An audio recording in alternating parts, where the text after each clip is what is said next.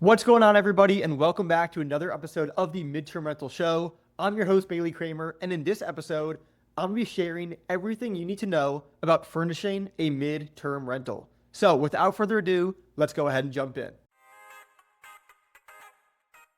Okay, so I've structured this episode to essentially be the blueprint of everything you need to know to furnish a midterm rental. So if you've never done so before, you're in the right place. I've also went ahead and bundled my best resources that I've created as it relates to furnishing midterm rentals. And I essentially packaged it all together and I want to give it to you guys as my gift. So you can grab it down below. It's completely free. And again, this is just everything I wish I had before furnishing my first midterm rental.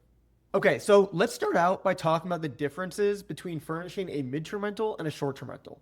So everyone's kind of familiar or may have seen what it looks like to furnish a short-term rental. You see the crazy amenities like hot tubs, cold plunges, saunas, mini golf courses, like you name it, the craziest amenities at Airbnbs is what is great for a short-term rental. Also like murals on the wall and just really cool experiences for weekend stays. Now, while that stuff is really important for short-term rentals, and I know that firsthand because before being all in on midterm rentals, I ran 30 short-term rentals. So I know a thing or two about furnishing short-term rentals as well. But on the flip side with midterm rentals, it is a completely different approach. Because with midterm rentals, you're essentially creating a temporary house for somebody. Now that could be a travel nurse, that could be an insurance claim, that could be construction crews. There's so many different avatars that we'll talk about. But at the end of the day, the one commonality is you are building a temporary house for somebody. Whereas a short-term rental, you're just trying to build the most epic weekend experience. Midterm rentals are completely different. So as we go through this episode and you go through the free resource that I'll drop down below, just remember to keep in mind that midterm rentals, you're building a temporary house for somebody. Okay, so now let's talk about where to actually buy the furniture and supplies for your midterm rental. I really like Wayfair because they have a huge selection. Their quality is usually really good for a midterm rental and their prices are extremely reasonable. The other reason why I like shopping at Wayfair too is because I would say 90+% of the furniture I order actually comes from Wayfair. So what I actually did on the free resource I'll leave down below is I built custom curated shopping lists for different styles. So for example, if you're going for like a mid-century modern style or something more traditional, you can essentially click the link and see every item that I'd buy from Wayfair to match that vibe. And another bonus tool that I use on top of Wayfair to order furniture is something called Minoan. And essentially it's a site built for furnished rental hosts like you and I that will get us discounts on furniture to a lot of stores, but one of them specifically being Wayfair. So before you buy the furniture though, you're gonna wanna know how much is it gonna cost to realistically furnish a midterm rental properly. So the easiest rule of thumb is it's gonna cost between $10 and $15 per square foot. So let's just say you have a house that is 1,000 square feet.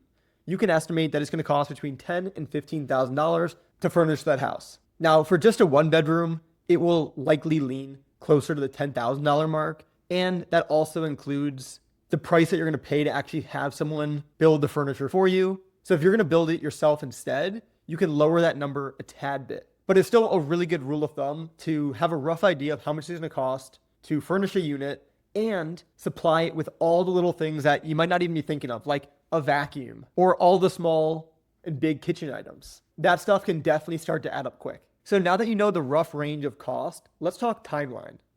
So once you order the furniture, you can get most items delivered in less than a week.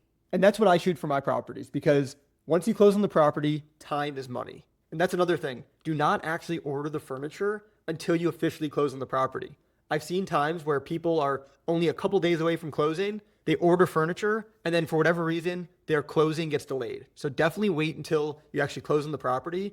And then once you do, make sure that you're only picking out furniture that can be delivered in less than a week. Unless you're doing the burr strategy or different strategy where you can take more time to order furniture. And again, that's why I like Wayfair because most of their stuff comes super fast.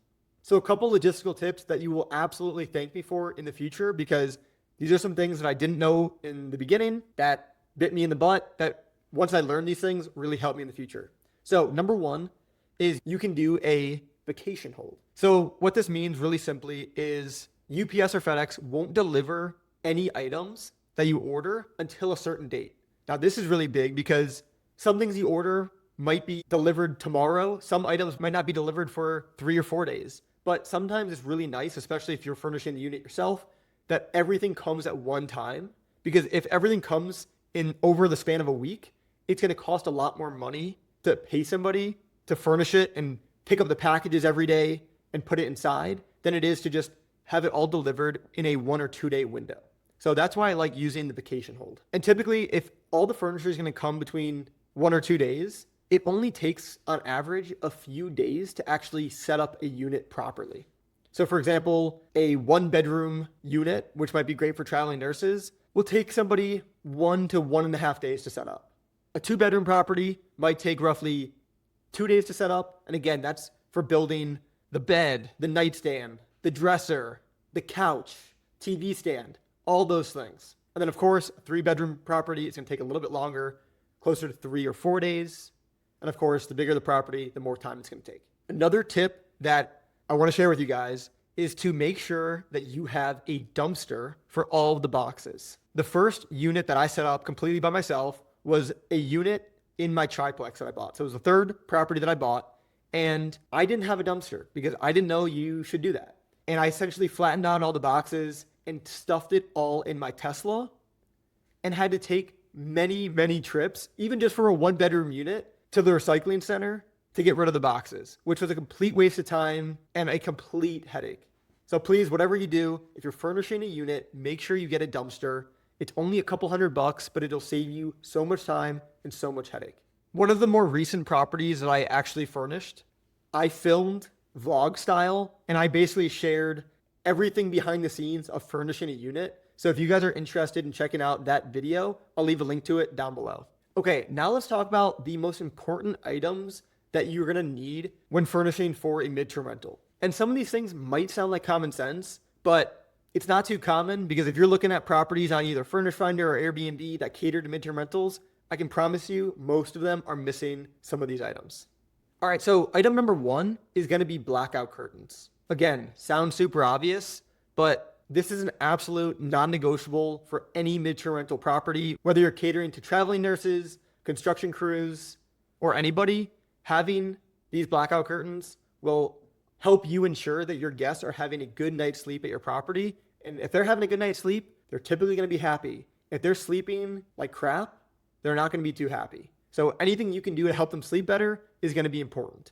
So these are things like blackout curtains, like I mentioned, having a comfortable bed, which again, sounds obvious, but you'd be surprised how many people skimp on this. And by the way, if you want to know the exact mattress that I put in my midterm rentals, download the free resource down below.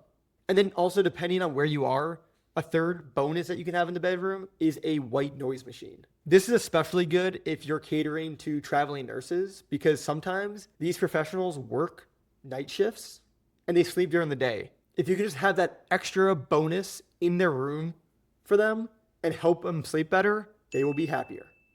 Another really nice touch when you're furnishing a property is to put in a desk and office chair when you can. Now, obviously, not every property has great space for it, but I can tell you it is a feature that travel nurses look for.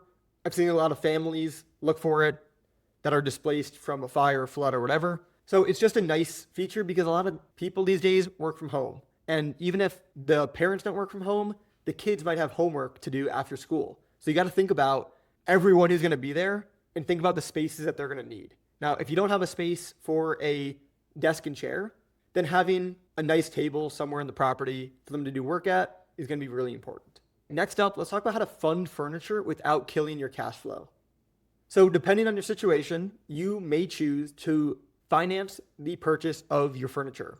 The most common way to do this is by using a 0% interest credit card.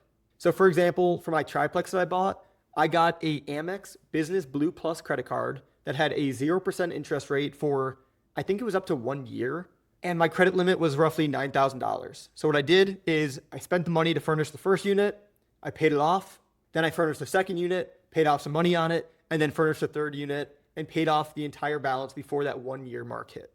You definitely have to be careful with credit cards because obviously if you don't pay them, the interest rate is crazy high and You don't want to get in that situation. But if you are really confident and you even have some cash on hand, which is important, then it could be a really good option to not only finance the furniture for 0% interest, but you'll also earn a lot of credit card points, which is a topic for a whole nother video.